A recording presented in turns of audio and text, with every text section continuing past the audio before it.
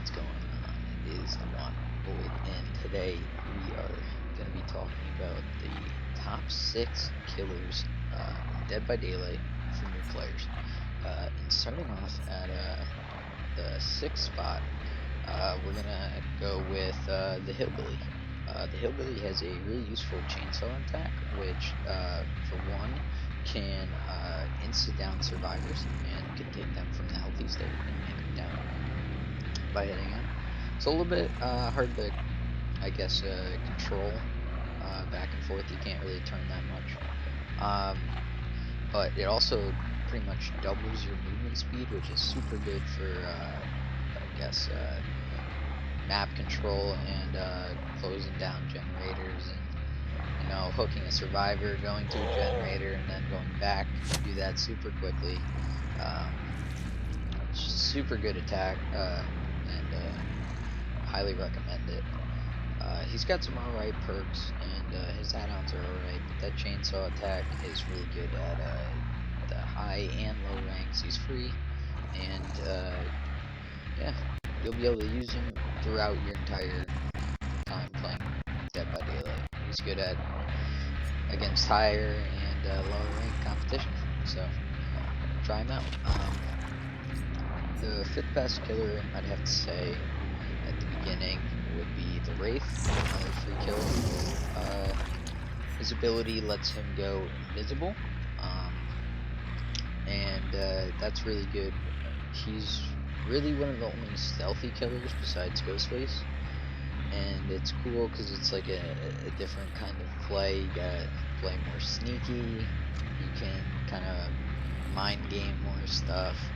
You know, there's a lot more to Wraith than at the beginning, and you guys will learn that. But he's also very easy to use at the beginning. He's simple. He goes invisible. He goes to a you go to a survivor. You uncloak behind like a wall or something. And depending or not on if you have a certain add-on, they'll be able to hear and know where you are. And then you'll just chase him down. But he has alright perks. They're kind of just for tracking. They can be alright at the beginning of the game, but there's really only one useful one kind of towards the end, and that's Shadowborn. His add-ons are really good though. His add-ons will either take away his sound of his bell when he's coming out of invisible and going invisible, or it can make it so that the survivors have no clue where it's coming from, and every survivor will hear the bell, which is really good. Both of those are amazing. He's got perks that lets you see how, or add-ons that lets you see how much progress the generators have. He's got add-ons that lets you see through walls. You can see survivors through like 12 meters away. Through walls and stuff. He's got stuff that make you faster when you're invisible. He's got stuff that make you break stuff faster, vault stuff faster. Going on. He's also got some stuff that will give you blindness and stuff. He's an all-around really good killer. His add-ons just make it so that there's a ton of different play styles for him, and you can really play him however you want. Makes it so you can get a little bit more out of Wraith than you can other killers. There's a lot more to him and a lot of other playstyles, which is really cool. My 4th best killer, I'd have to go with Plague. The Plague is pretty fun to use. She's also a very different killer in her ability. She pukes on survivors and gets them infected. Or you can puke on objects and get them infected for a short period of time. If a survivor touches that object, they will get infected. When they get fully infected, they will be able to spread the infection to other survivors. They will be injured permanently. They won't be able to heal unless they go and cleanse at a fountain. And if they cleanse at a fountain and heal themselves, then it will give the plague an ability that if she goes up to that fountain and ingests the corruption, it'll make her vomit turn into a damaging attack, which is really cool. So she's got a very different playstyle, and that's really cool. I like it. It's kind of cool to be able to switch between other playstyles and get a different feel of the game every now and then. But what I really love about Plague is her perks. So the Plague has a perk called Corrupt Intervention. Basically, all Plague's perks are good, but Corrupt Intervention is really good. It blocks the 3 furthest generators from the Plague or whatever killer you're using it on at the start of the trial for 80, 100, or 120 seconds, which basically makes it so they can't touch them for that period of time, makes it so that those generators you don't have to worry about, and you can section off further the map, and it's super good for early in the game, and can really stall out those generators. Infectious Fright, whenever you hit a survivor and down them, then all the survivors within your terror radius will scream and reveal their location to you for 4 seconds. You will be able to see where they were when they screamed, but you won't be able to see where they go those next 4 seconds. Just that indication of where they were. But that is still super good for knowing if there's somebody possibly gonna flashlight you, or knowing that there's a bunch of other survivors around. Say you have it on the Leatherface, then you can get possibly 2 more downs just by knowing that there's people around with Infectious Fright. Dark Devotion, whenever you hit your obsession, it transfers a 32-meter terror radius to them for 20 seconds and basically gives you the undetectable status, making you unable to be heard, and giving you a silent terror radius, which can be super good for going stealthy and sneaking up on survivors. Her add-ons are alright. They're basically just for her puking, like duration and how fast she can do it. But she does have a really good one, which I don't have, must have used it, but whenever a survivor vomits, you'll be able to see them on the map. It's one of the best add-ons for any killer. It basically just gives you location of anybody who's one-shot around the map. And it gives it to you every single 5 seconds that they puke. You get to see them while they're puking. It's so good. You basically don't need any other tracking perks. You really don't. You just puke on one person, and then they get everybody infected if they don't cleanse. I'd say the 3rd best killer would probably be Michael, just because I feel like Michael's one of the most fun killers to play, and I've never gotten tired of playing Michael. There's so many different playstyles that you get with his add-ons. He has a tombstone piece that makes it so that you can actually kill survivors while they're healthy, and is the only killer in the game that can do that.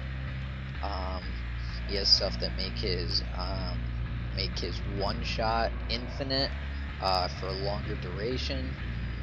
He has stuff that make his stalking faster. He has stuff that makes him be able to see through walls if he stalks. And he has stuff that reduces terror radius and stuff that give him points for stalking the obsession, or give him extra stock for stalking the obsession. He's a very, very fun killer to use. His power is very cool. At tier 1, which is when you start off the game, you are given the undetectable status, which means that you can't be heard, and your terror radius is basically like, I think 4 meters, which is like right behind them. They won't be able to know. They won't be able to hear you until it's too late, basically. But you move super slow, and your lunge is basically nothing. If you stalk a survivor long enough, it gets you into tier 2, where you move faster. you're given like a 16-meter tear radius, and your basic attack, the lunge is a lot further. But when you stalk even more, you get the evil within 3. When you get the evil within 3, you are initially given a certain amount of time in that evil within 3 before you are sent back to evil within 2. But that can be increased. That time can be increased with add-ons, or even made permanent with a certain add-on. Once you are in that evil within 3, all of the survivors are one shot for 60 seconds. So that's super good. And I think it increases your tear radius also to 32 meters. But that one shot ability is so good, and the fact that you can get it again as long as you stalk other survivors, it's so good. He has an ability to work well with a lot of perks, a lot of different perks, which is super good. And his perks alone are really good. He has 2 super good perks and then one that's kind of Dying Lights. Basically, whenever you hook a survivor, as many survivors as you hook, it gives you a stackable bonus that applies to all the survivors that are not the obsession, and gives them a percent debuff to repair, healing, and sabotage speeds. That is multiplied for each token. And the one thing that's bad about it is that it gives the obsession none of these effects, and it gives the obsession a 33% speed bonus to unhooking and healing other survivors, which is pretty terrible, honestly. That hurts the perk so much that it's really hard to use on a lot of people. But his other perks, Save the Best for Last, super good.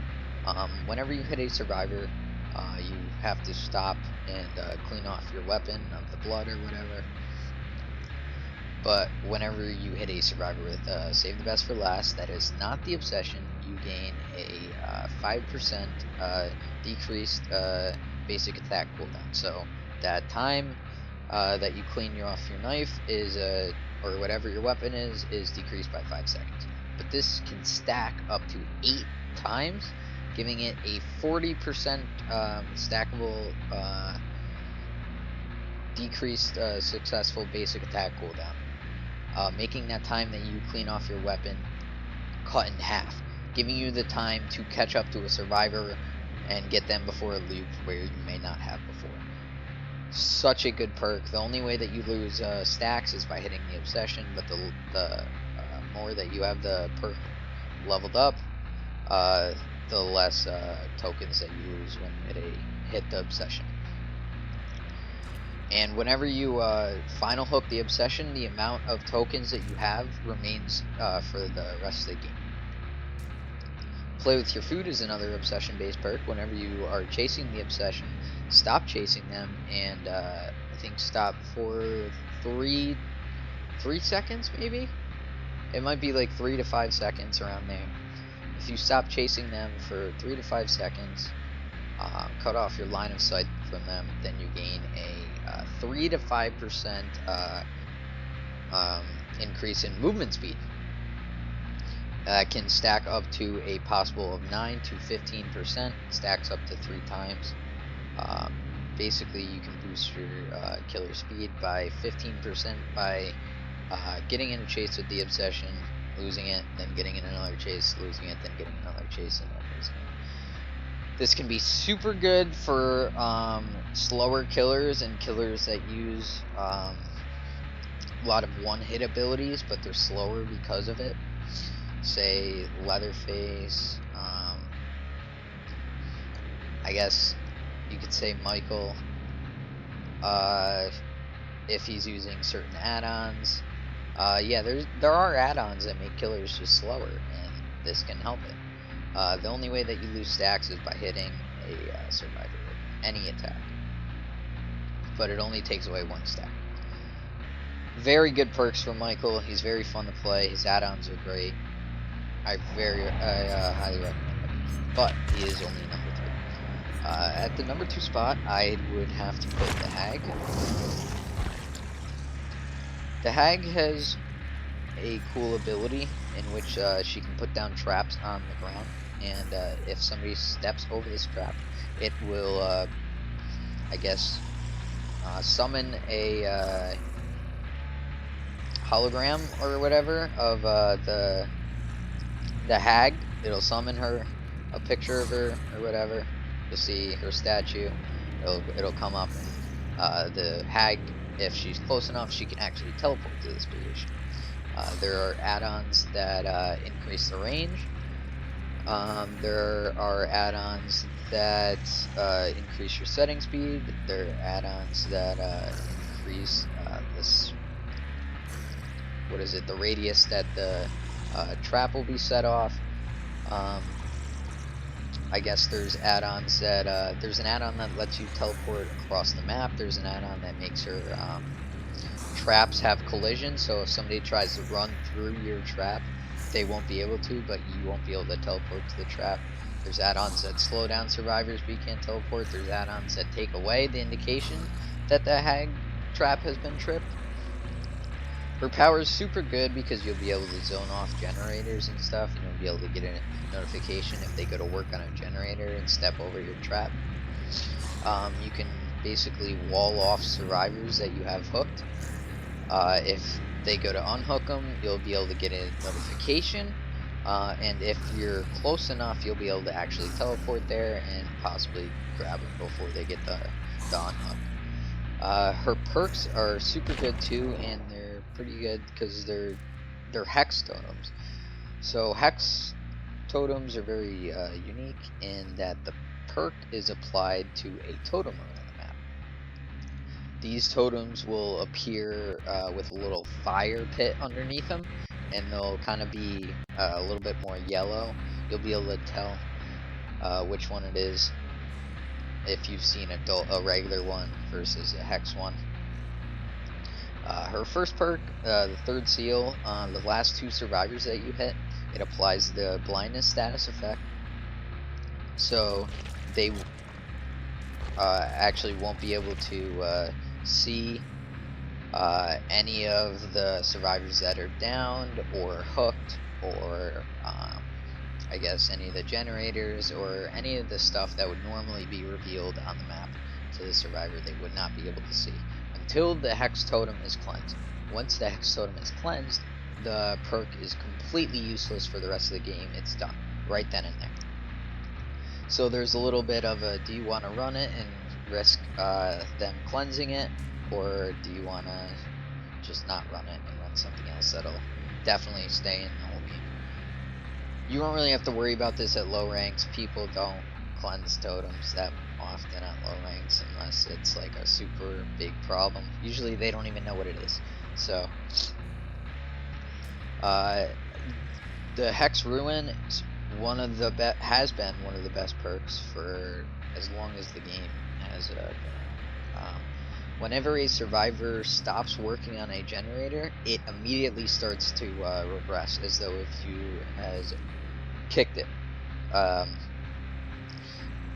Based on the level of the perk, it regresses faster. I think up to 200% speed, which is super good. Give me 1 second.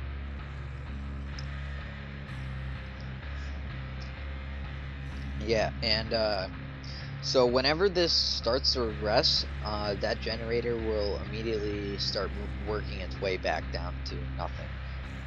That is super good, so whenever you find a survivor and start chasing them off of the generator, you know exactly that generator is going to be starting to go back down to 0, and you don't really have to worry about that for a while, as long as you made sure that there wasn't anybody else working on that when you traced off the survivor.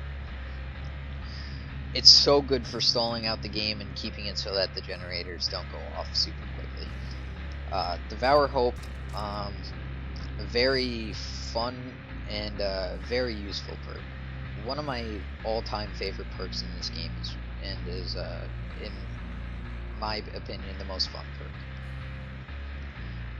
Whenever you hook a survivor and are standing 24 meters away from that survivor and they are unhooked,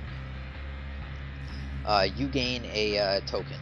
When you get to 2 tokens, so 2 survivors are unhooked and you're standing 24 meters away, you get a 3% haste status effect for 10 seconds after unhooking a survivor. After hooking a survivor. For 10 seconds.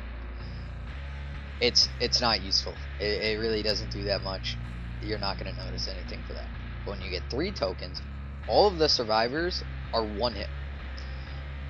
And until you get to them, get to the 3 hit and hit a survivor with that, they get no indication that you actually have this perk. Hold on. My alarm is going off. Nice. Okay. Yeah, so they have no indication that that this perk is that you're running it and that a totem is affected with Devour Hope until they either see it or a survivor is hit with this, which is so good. And basically until you get to this 3 hit status, they have no indication that you're running it. And when you get to 5 tokens, you can basically kill off any survivor that you down, which is amazing. You can, even if it's their first time going down, doesn't matter. You can just get them out of the game. Don't have to worry about them for the rest of the game. Just kill them off. But when they do cleanse his totem, it becomes completely inactive. All of your work that you did, it's gone. Doesn't matter. So the hag, very useful, very fun. She's actually pretty easy to use, and you can basically secure anything that you want. You don't want somebody to touch gens? Alright. You don't want somebody to unhook the survivor? Alright, you can do that. That's very, very good. And she can be used at high or low rates, basically. So, but the #1 killer I advise all to get almost immediately is the Cannibal. Now, why the Cannibal? He's got a really cool power. He's got a chainsaw, but it doesn't give him that speed boost. But he can turn basically normally. But if you do bump into something, he goes into a little tantrum and basically gets kind of really slowed down. Can't really move at all. But you can still down a survivor if they do come up with when you're into the tantrum. They come right up to you, but that's very unlikely to happen. This is super good at the beginning of the game. Just trust me. There's not a lot of survivors who can do quick thinking and run away from a chainsaw and find somewhere to hide and somewhere that you can't reach them with that chainsaw. They don't have that split second thinking at the beginning of the game. So you'll be able to get quick and easy downs with Bubba like it's nothing. His add-ons are alright, and his perks are pretty good. One of his perks is the creme de la creme. The reason why the Cannibal, the Leatherface, is #1 on this list, combined with all these other things, I guess, but this is the reason. So knockout's pretty good. Whenever you down a survivor and all the other survivors are further than 32 to 24 meters away, depending on the level of that down survivor, they won't be able to see that down survivor, which is super useful if you want to just I guess slug all the survivors and get them down on the ground. You don't really care about hooking them. You're not doing well and you need to get a lot of quick downs quick. There you go. Just use knockout. Knockout will make it so that all the survivors can't see the ones that are down unless they run up to them and get really close. Franklin's Demise is pretty good. Whenever you hit a survivor with your basic attack, it makes them drop their item. And I think at level 2 and 3, it makes them lose a percentage of that charge. So if it's a med kit with just 1 heal use, then they can't use it all if you drop it, if they're hit and they drop it. But the real reason that Leatherface is number 1 and why you guys need him is because of Barbecue and Chili. Now, Barbecue and Chili has 2 amazing parts of it. Basically, the perk, you could split it up and it would still be useful either way, basically. So, with Barbecue and Chili, whenever you hook a survivor, any of the survivors that are 40 meters away from the hook, you can see them for 4 seconds. You can see where they're running to, you can see what they're doing, you can see, I guess, if they're working on a generator. Very good locational perk and very good for information. If you don't see them outside of this 40 meters, you know that they are either really close to you and they might be trying to get that unhook after you leave, or they are possibly in a locker. You don't have to worry about the locker part really too much at the beginning of the game. But the second part of the perk is what is so good about it. Every time that you hook a survivor for the first time, you gain a 25% stackable bonus to blood points, and can gain up to a maximum of 50 to 100% that are added at the end of the game. When you get this perk to tier 3, at the end of the game, if you hooked all 4 survivors, it will double the amount of blood points that you get, making your time that you spend in this game, if you run Barbecue and Chili, cut in half of what you were trying to do. You're trying to get Leatherface up to level 40. Okay, you want to get Leatherface up to level 40. Put on Barbecue and Chili.